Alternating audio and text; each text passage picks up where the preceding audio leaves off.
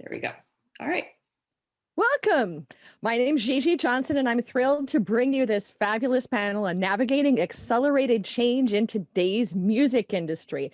This was brought together by the fabulous Vicki Nauman, and I'm really thrilled to be introducing these three wonderful people who are hip deep in what's happening in the trading and remaking and rebuilding of the industry. Our mission is that we're supposed to be looking at how the industry has remade itself between the previously separated silos, and in many ways, what's happening with the marketplace and accelerating sales and change, and then how artists can figure this out.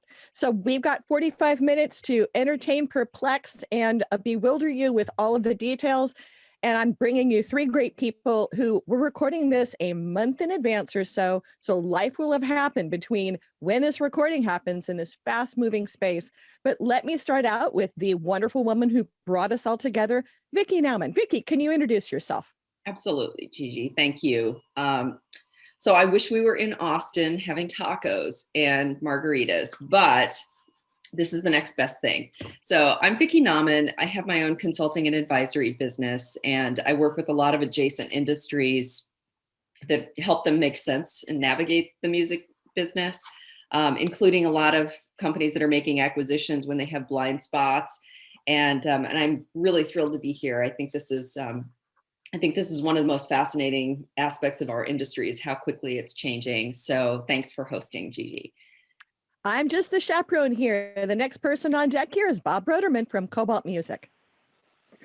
Thanks so much. Hope everybody's doing good today. My name is Bob. I am Executive Vice President of Global Digital Partnerships at Cobalt.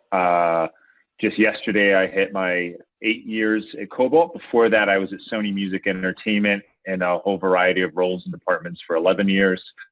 My job at Cobalt is really to overlook all of the business development, digital partnerships and licensing deals and a number of other operational initiatives at Cobalt.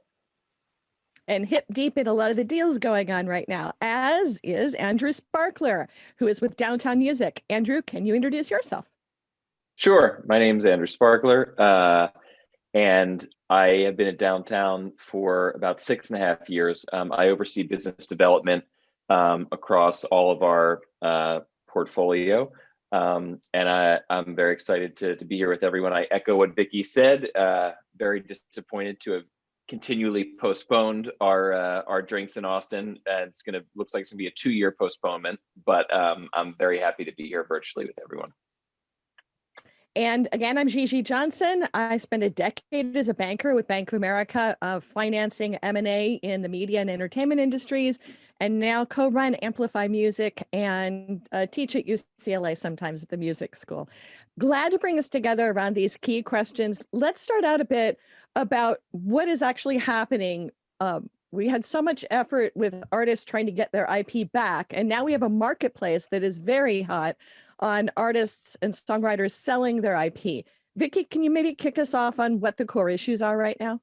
Yeah, you're exactly right, Gigi. We've gone through this wave where artists, it was very traditional for artists to sell their copyrights to labels and publishers and be able to work underneath those umbrellas. Then there was a big movement about retaining your rights, don't sell them, be independent. And now we have a phenomenon where there's an enormous market for buying intellectual property rights, master recordings, but especially publishing. And then within publishing, there's publisher shares and writers shares, and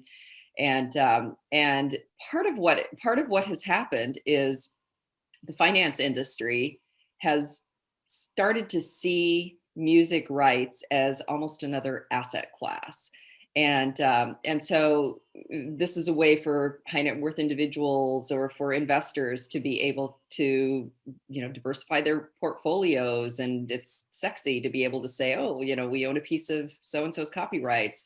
But it's ironic because, a couple of years ago when Taylor Swift's music changed hands, there was a big outcry about who are all these, outside financial investors coming into the music industry and buying my art.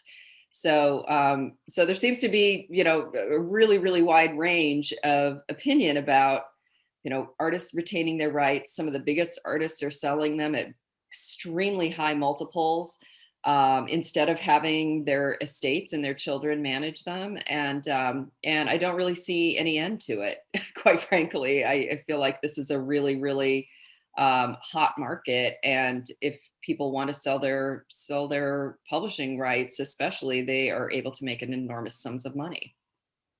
And I think we're also in an era where there's real challenges with the overall economic market and high challenges getting yield. Bob, were you about to say something and I cut you right off there? Oh, I was about to just say, I would frame it a little differently. I think it's really, the issue is control. And I think artists and writers now are empowered to have control. So if Taylor Swift comes out as she did, I'll say recently, so as not to totally date stamp when we're recording this, and announce that she's re-releasing her second album, that's her control. Right.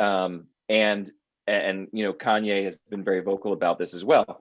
Similarly, whether it's Bob Dylan or Mick Fleetwood or Stevie Nicks or any of these other sort of large iconic catalogs, I can't pretend to understand the rationale behind what made them want to sell, other than obviously these are juicy multiples, but it's also control, right? That they want to have the control over them being the ones who are selling. So I think that it is, while it might seem on its face to be very different, you have some artists who are saying they're wanting to be more fiercely independent than ever and put music out themselves, or with a distributor who's not doing as much as a traditional label, or others who want to sell everything. I think in both instances, you have artists and writers saying, I want to control my art and my music in a way that they had never had the power to really to do before. Yeah.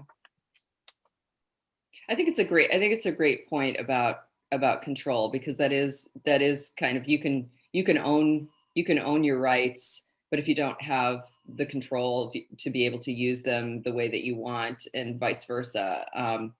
And I think that there's the fact that we've seen so much of this change hands, and a lot of these are legacy artists as well, who, one of the other things that I don't completely understand is oftentimes there's a reversion in the US. And so sometimes if the acquiring company is buying the rights at a 30 times multiple, and there's a potential reversion shortly after that, I don't know exactly how the math works on that. Yeah, Go ahead. No, I was just going to say, I think that it would be, I think it'd be accurate to say that one could expect that even some of these sales would have certain restrictions in them in terms of, for example, certain types of synchronization uses and how they're marketed. So there's real alignment with whoever's buying these out. Some probably do not. But again, like in conjunction with people working through their estate planning and whatnot as well, I think again, they've kind of ceded control over it to the appropriate party, but may have also put in place certain lanes to which that can be operated in, nevertheless, given the sale. So some of these deals also have the ability that there's people who cannot end up buying the assets, so that you don't end up with, as has been commented on in press on certain deals, with the assets getting in the hands of people you don't really want to have your rights? I've not seen that in terms of future grant restrictions, but there are lots of very creative lawyers out there, and so I wouldn't say it's out of the question. I have seen what Bob's been what Bob mentioned in terms of certain sync restrictions, which is always a back and forth. I think as the buyer, you're buying something and you want to have full leeway to sort of to monetize it in a way you see fit. I think I've seen standard things around religion, politics, alcohol, certain kinds of explicit explicit movies or something. But other than that, those kind of broad categories, I haven't seen anything more specific, although Hypnosis alluded to that I think in the Neil Young press release, that there were certain restrictions in place. That was publicly mentioned, but it's possible. So this is meant to be a bit of an easy lob in here. Is this a buyer's market or a seller's market? A little hot right now? I mean, I think it's a little bit of both right now, and I think that there's on both sides there's I think it's hard to have this conversation without acknowledging that we went through clearly a very, very difficult decade and a half or so, and that on top of the rebound that there's so many new opportunities for monetization and growth, whether it be in new developing markets or in new sectors, like as everyone I think talks about quite regularly now, the fitness market, other UGC platforms, other differentiated stuff in that kind of realm in the future. So I think everyone's is doing the math on their own, clearly. And I think ultimately, I think even with the multiples, most people are going to turn out in a very good place, the seller and the buyer right now, which again, I know sounds a little politic, but I think it's probably time will tell. Time will tell, but I think all these growth opportunities really will pave the and sectors will pave the route for a really healthy industry going forward, whatever the multiples are. I think it's a really great point, because the industry is really, I mean, it's really healthy. It's, we definitely, with the live sector, the last year with the pandemic, I mean, that has been tragic. And I can't imagine that there's not some of the relationship between the collapse of live touring and some artists selling their rights, because that is a huge income stream that just dropped out of the industry. But it is remarkable how in the middle of this pandemic that the recorded music industry has just not stopped. In fact, I think it's accelerated its growth in the last year. And music being integrated into fitness apps, music being integrated increasingly in games. And this has just created a really, really robust, sunny outlook on the future of recorded music, which is ironic in the middle of a pandemic. But that's been one of the theories that a lot of finance companies have looked at over the last few years, is seeing music as being uncorrelated to the rest of the market. And that with streaming, people listen to streams. They're, once you have a music subscription, you really don't want to let it go, because it becomes just a part of your life. And regardless of how volatile the rest of the economy might be, that people are going to continue to listen to music. And that's precisely what has happened. Is it mostly? And it was largely. Oh, go ahead. Sorry. No, go ahead. No, I was just going to say it's interesting going to the pandemic too, because I think when we were socializing, I think the broader industry was socializing what was going to happen and trying to figure out what the impact, how broad the impact would be. I think there was a pretty loud chorus from our digital partners that have operated download and/or streaming services that really looked back at the data from the 2008, 2010 period and saw really very, very minimal, if any, impact. And again, this is largely insulated from certain kinds of, this industry is largely insulated from certain kinds of downturns of this kind. Yeah. And we've happily or sadly been able to prove it in 2020, in an era where that could have been a really different environment. Are there certain types of artists for that this is working well with? Do I have to be a legacy artist with a certain size catalog? Or if I'm a fairly new artist, is there an opportunity here? To sell? Or even design what I'm doing in my next 5 years of my career to create a portfolio to sell? Is there certain genres, certain spaces, certain types of catalogs, certain buyers are looking for certain things? What's the hot part of the market? Wow. Yeah, that's a big question. I think as a general rule, it probably goes without saying, but I'll just say it. You probably shouldn't build your career with an eye towards when you can sell what you're creating. It's just my opinion. But I guess starting there, it depends. This is what I can say. Roughly, if you're a current artist or writer and you have a song, earnings to when it levels out at steady state, usually that's an 80 to a 90% drop in earnings. And that steady state, that drop is getting more precipitous as everyone's attention becomes shorter and shorter, right? And so I think it used to be that could have been anywhere from 2 years to 2.5 years. Now it's closer to like 12 to 18 months until there's steady state to what that looks like. And so for new artists, this means that, as Vicky was saying, there's always more content, and it's sort of, you can kind of get on this conveyor belt that can probably be pretty hectic as an artist. So I think that's one thing to keep in mind, is if you're a new artist, the pace of releases. As for what the market's looking for, that really just depends on the buyer. Certainly, I don't think it's a coincidence that the folks who are running a lot of these big investment vehicles are of a certain age where the music that they're buying is appealing to them.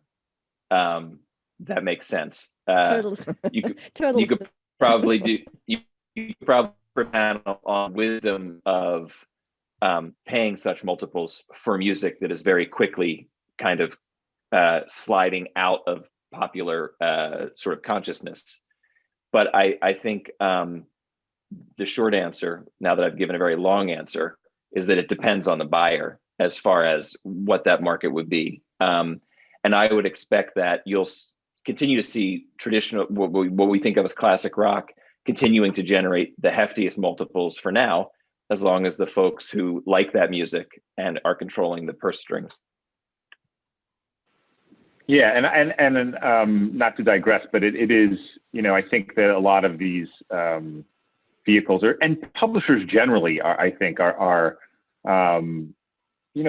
done a better and better job at energizing legacy artists, and also just finding new ways to exploit premium copyrights, whether it be through syncs or games and etc. And time again we're seeing things like the Fleetwood Mac Dreams TikTok situation, which led to all kinds of different actual syncs at the end of the day. And that's not one unique story. Those things are happening, perhaps not to such wide-ranging success and opportunities, but certainly enough where it really, again, it starts expanding the pie and becomes an attractive property. Let's broaden the question a bit, because we've been talking about portfolios of specific assets. We've had whole companies trading right now, and some of you are in the mix of trading those companies. Vicky, why is that happening now? What do you see as the catalyst? I know it's been happening for a while, but we seem to have an acceleration in puzzle pieces moving around and companies adding capacities and abilities outside their core initial competencies. Yeah, I think it's really fascinating because, back in the olden days, 90s, when all the major labels were gobbling up independent labels, it kind of, everyone stayed in their lane a little bit more, where, publishers bought other publishers, labels, but big labels bought small labels. But now what we're seeing is lots and lots of mixing of these things, and that, you have companies that are buying, big labels that are buying independent artist distribution companies. That's a funnel, that's a pipeline of young and up and coming artists that you can have intelligence around what's working, with maybe which ones you can sign earlier. When we saw Sony acquire, or the Orchard acquire AWOL, we've also seen, companies like Reservoir, which is a traditional publishing company, by Chrysalis, bring in recordings, and Downtown Music certainly building out a portfolio of companies that are a mix of master recordings, distribution, underlying technologies. And I think that what we're seeing is just the continuing reshaping of the industry, that that in a world where, you know, artists used to always be advised, you know, never put your copyrights for your master and your publishing with the same company, that kind of kept everything separate. But now there's more transparency. And so if you want to keep all of your copyrights inside one ecosystem, you can do that now. And I think what it even means to be a music company is changing. That in and of itself is changing really dramatically. And in addition to the label and publishing issue, we also have artist management companies that used to traditionally not have anything to do with royalty accounting or things like that. But as artists are retaining their own rights, that burden has now been pushed to artist management companies. So we have all sorts of things where companies have all different shapes and sizes. And if you're an artist, that means your choices that you can make are even more complex than what they used to be. But that does mean you have a lot more options. Yeah, and I think it's if you don't mind me just adding to that, Vicki, like I think, you know, a lot of the consolidation, you know, in the last 30 years, let's say just take the 90s, you know, you had a lot of acquisitions of smaller labels. Many of them were very specific to certain genres. And you had that kind of all getting aggregated over time. And now you really have an aggregation of different kinds of service models, essentially, and distribution models. And again, like, I think, you know, what most of the larger companies, mine included, I would say, Andrew, yours, and many others, is really around kind of having that kind of optionality for artists and songwriters, and making sure that there is the right fit for what people want to do with their copyrights and their distribution at any given time, and that those can that can flex over time to wherever people are with how they view how they want to be portrayed and in the marketplace, or how much they want to lean in themselves, or with their own in-house team, or rely on, you know, more of a traditional structure. And that's all great, I think, for artists and songwriters, and that's the real revolution. I do. Oh, go ahead, Vicki. Well, I just, I mean, I think that this is something that for 15 years, we've been talking about this, that, you know, in various different permutations, you know, at the beginning of all of this digital upheaval, there was, you know, this idea that, you know, nobody's going to need a label anymore. No one's going to need a publisher. All artists are going to do things themselves. I've never believed that, because I feel like labels and publishers are doing really, really important work that, you know, is oftentimes invisible to people that are, you know, kind of armchair commentators on the industry. But what has happened is we've seen that artists still need a team and writers still need a team, but how they're choosing to put together that team is really up to them. If they want to retain their rights and put it in an admin platform and then hire their own, you know, A&R, you know, group to go out and put them in the studio with other musicians, the traditional roles that a label used to fill, maybe that goes to the management company. There's a lot of ways that artists can just carve out their own path creatively and business-wise.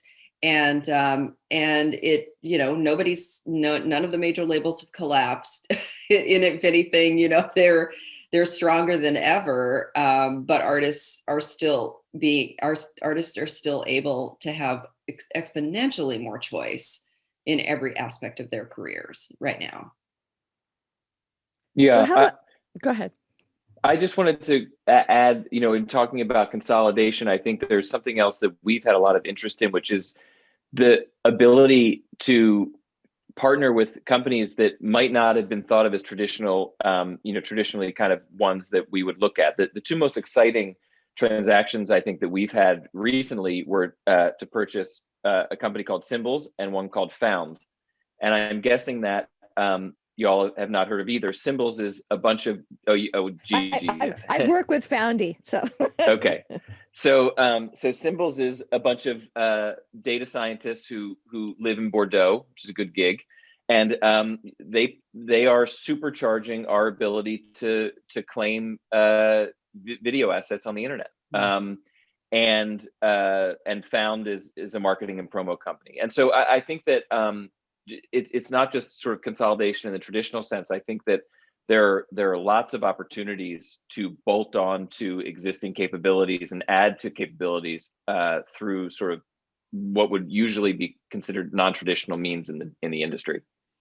And is there a benefit though to buy them versus working with them? I mean, whether it's Symbols, et cetera, is it make them a captive asset so that it's a competitive advantage, or meaning to keep things like that, put more equity into the operation to let it grow and ferment, to be able to essentially be a service model to competitors? Sure. So that's a great question.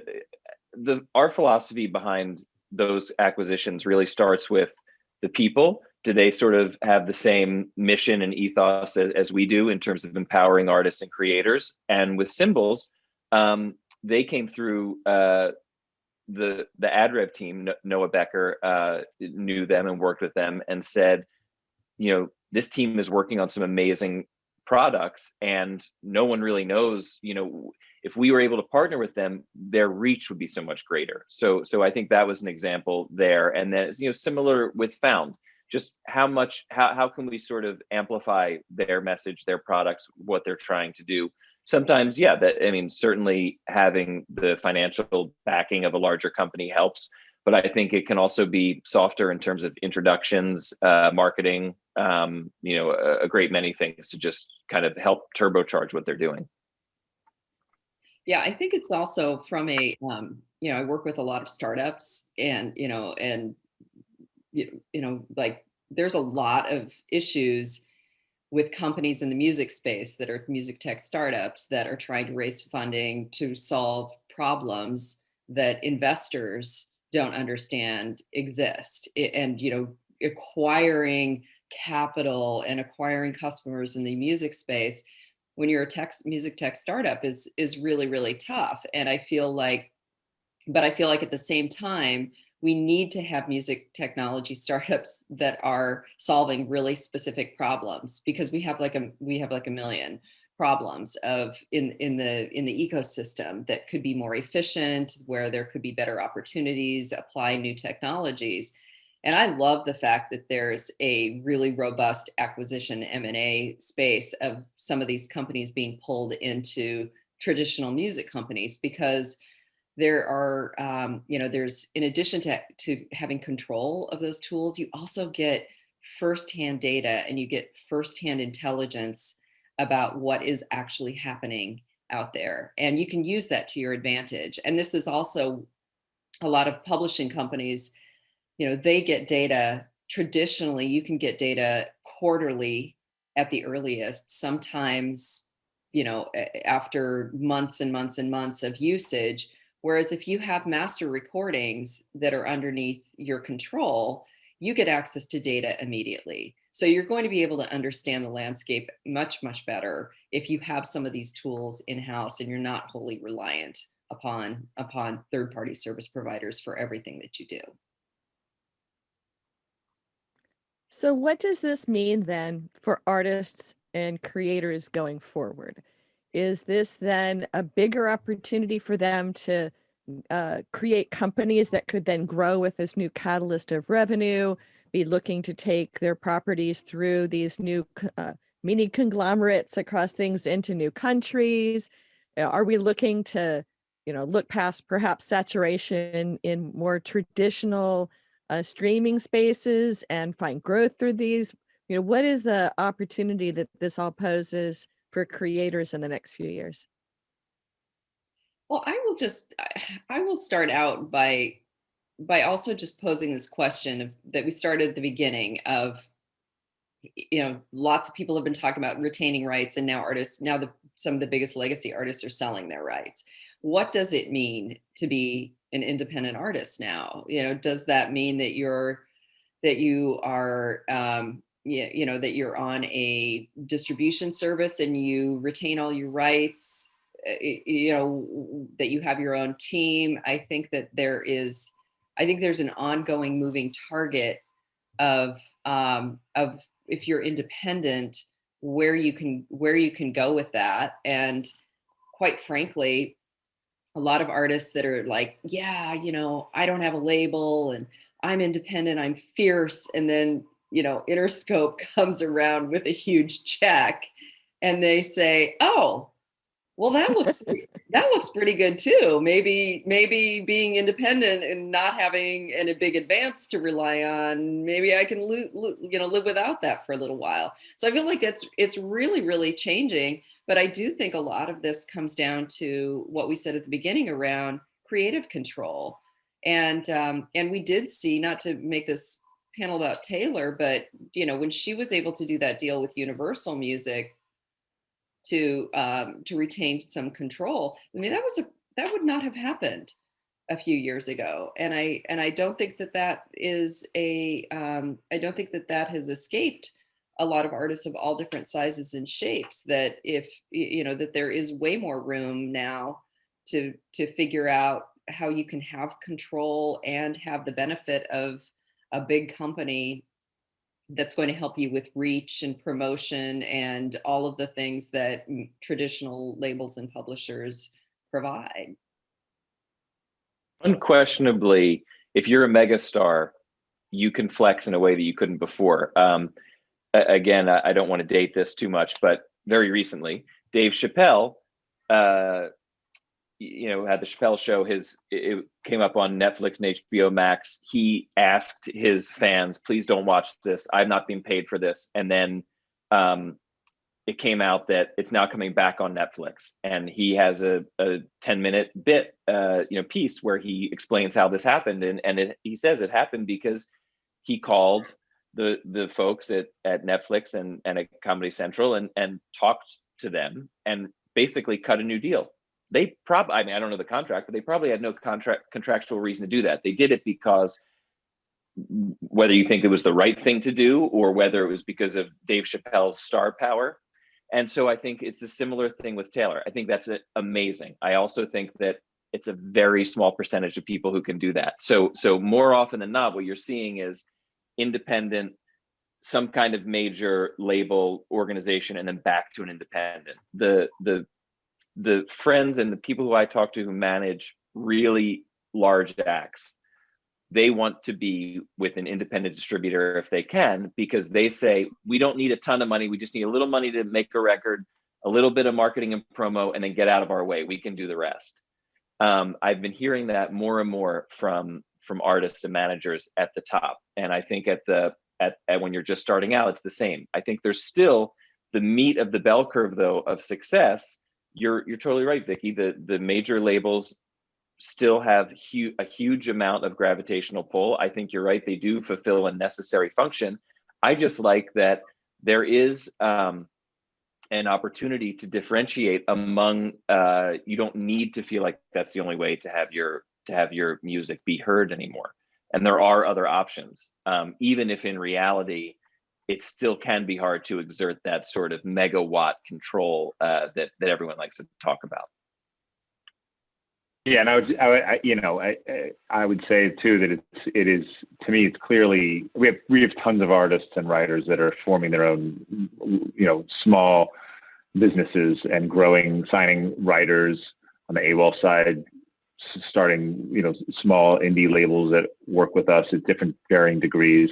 So I think it just grows the whole ecosystem and helps those people have more control and build a broader business, and another layer, again, and a much more wider, way than they were able to when it was controlled by, a smaller group of parties at the end of the day, especially on a global basis. Yeah, and I do a ton of sync licensing for lots of different companies, and it is really fascinating once you get down to the granularity of clearing rights, how frequently now I'm like, oh, the rights will be a company that I've never, that I've absolutely never heard of. There's nothing on the internet. And then I have to dig a little bit more, and it's, oh, that's an entity that this writer set up, and it's administered by downtown. It's administered by Cobalt. It's administered by, CD Baby. And so we have this really intricate trail right now where I think that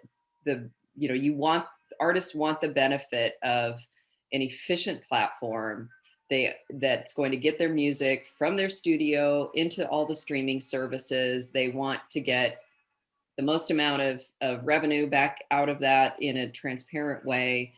They also want the options of, artist services and different promotional packages that they might be able to sign up with. And every artist is different. And some people have a full-blown team that the whole team used to rely on the advance that came from the record label. And once that advance goes away, you still have to pay your team. So then where do you get that capital? Where do you get it? Is from your distributor. There's lots and lots of different options that are available, but there doesn't seem to be any shortage of finance companies willing to extend capital to artists if they need to go in the studio, because we also have data that mitigates risk, and they can see, well, this is how the artist's music performed over the last 3 years. So I feel pretty confident that that's how it's going to be in the next few years. And there's access to money non-traditionally as well. So we are near the end of our adventure together. I'd like to thank my 3 speakers here, but also as we wrap up, we have a few more minutes left. We're supposed to be providing advice and insights. So can we maybe swing around the horn here and advice you would give artists on how to maximize their intellectual property and what they could be doing going forward in this changing era? Andrew, can we start with you? Sure. So I think that it's definitely kind of taking everything that we've been saying for the last 45 minutes and putting it together, right? It's getting into aligning yourself with a company that you're comfortable with for distribution, for publishing. It's easier than ever to do that. That's not going to make your career, right? That's just going to kind of provide a baseline to have you set up to succeed. So beyond that, it's putting a team around yourself, which I think is still kind of the same as it was 10, 15, 20 years ago. The only difference is now you can control somewhat more because of social media. So whether that's TikTok, Facebook, attending these kinds of panels and sort of meeting people there, I think that's a lever that obviously didn't exist 10, 15, 20 years ago. But I don't really have sort of any magic solution other than to say this idea of getting the PRO, the publisher, and the distributor set up, which used to be huge hurdles to as a gateway, is now easier than ever. So start there, and all the resources that can be provided from that. For example, at CD Baby or Song Trust or Downtown, we have lots of resources on the internet to sort of help. You can and we do a lot of panels and things like that. So I think like learning as much as you can, getting those fundamentals set up, and then obviously creating. To have someone else handle all the stuff that you don't want to do, so you can just focus on creating. Vicki, your insights and suggestions? Yes, and I think Bob and I spoke before the panel. He was having some connectivity problems, so I have a feeling that's probably why he disappeared right now. From my view, I feel I completely agree with you, Andrew. These are like building blocks. Get everything in place so that you can have your music everywhere. Get a distributor, get a publisher, get places to administer your rights. But I also think that think like an entrepreneur. I feel like to be a musician now is you have everything at your fingertips, but what do you do with that? Where do you want to go? What is your North Star? think of it as your own small business and your own entrepreneurship. And if you're interested in particular kinds of companies, if you're interested in yoga, like go and strike up a partnership with an online yoga company. There's so much opportunity for artists to think outside of the traditional world of, I'm going to go in the studio and record, and then I'm going to tour then I'm going to tour and make money that way. There's live streaming, there's partnerships, there's releasing your own videos, social media, and that's all part of this really entrepreneurial mindset of tools that you have available. And then finding the platforms that make it easier for you and your team so that you can be efficient in today's economy. Checking in to see if Bob is more than a graphic of a phone. Bob? Oh, I think he's lost. We will speak on his behalf. No, we won't speak on his behalf. Well, let me just sort of throw in a closer, which is you're at South by. You're digitally at South by. Go meet people. Go listen to them. Reach out to people you hear on panels. The one thing is that you can do is travel the world globally from your sofa right now. And there are so many conferences and other events going on. Reach out. You can find a list of global events on amplifymusic.org. We have a whole events list because you can travel the world and meet people, and people are doing deals by Zoom, which boggles my squeaky little mind. But it's been great having this session. Thank you guys for joining us, and enjoy the rest of South by. Thank you, Vicki. Thank you so much for putting this together. Gigi, thank you for moderating. Bob, it's been real. It's been real. Bye, everybody. Bye, guys. Thanks.